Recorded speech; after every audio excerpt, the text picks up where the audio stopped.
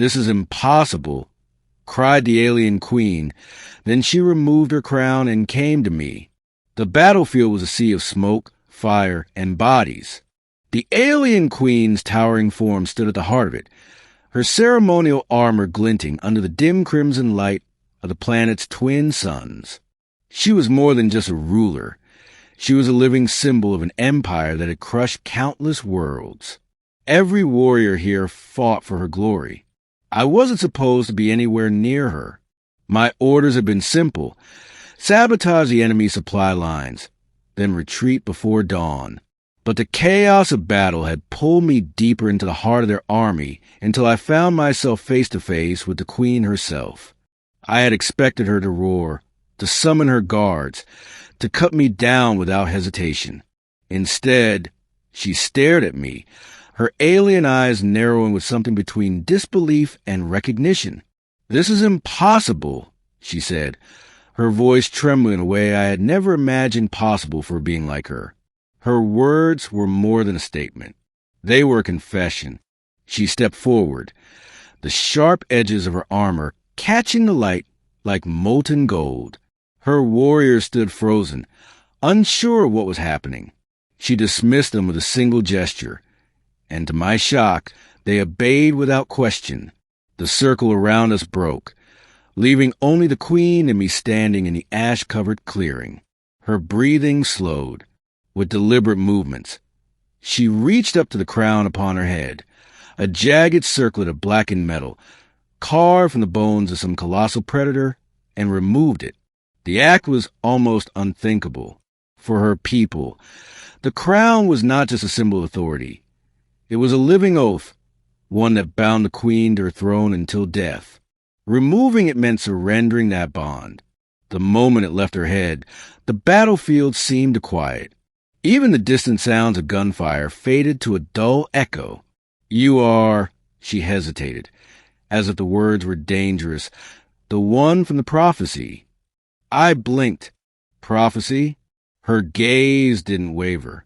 1,000 years ago, my ancestors spoke of a figure who would walk in the heart of our armies without fear.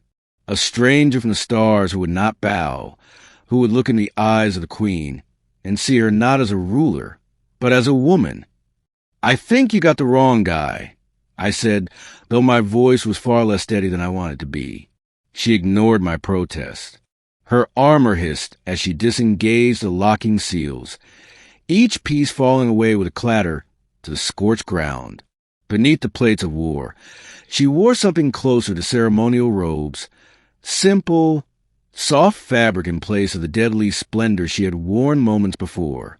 It was like watching a storm break into sunlight. "Why are you doing this?" I asked, my hands instinctively tightening on the rifle slung across my chest.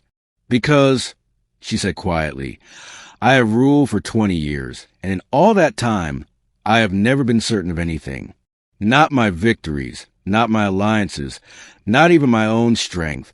But the moment I saw you, I knew. I wasn't sure if I was supposed to be flattered or terrified. Possibly both." She stepped closer, close enough that I could see the faint silver lines along her skin, marks of age and battle that her people wore like medals. She smelled faintly of something sharp and metallic, yet not unpleasant. "I surrender my throne to no one," she said. "But to you, I would give it willingly." The air between us was heavy, charged with something that wasn't just the residue of battle. My mind raced through every tactical manual, every survival instinct, every reason why this was absurd. And yet, for reasons I couldn't explain, I didn't step back. Her hand reached out, fingers brushing my cheek with surprising gentleness for someone who could crush steel with her bare hands. "You could refuse," she said.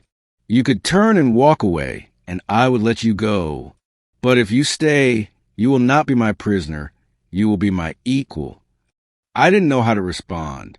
Behind her, the alien warriors were watching from a distance, their expressions unreadable. Some looked confused, others angry, a few almost relieved. The queen's crown still lay where she had placed it on the ground, its jagged edges catching the dying light. I realized in that moment that this wasn't just about me. This was about her, about the choice she had just made in front of her entire army, a choice that could change the course of her empire forever. "You're serious," I said finally. "More than I have ever been," she replied. The suns were sinking now, their crimson glow washing over her face. She looked nothing like the unyielding conqueror who had stood before me minutes ago. Instead, she looked free.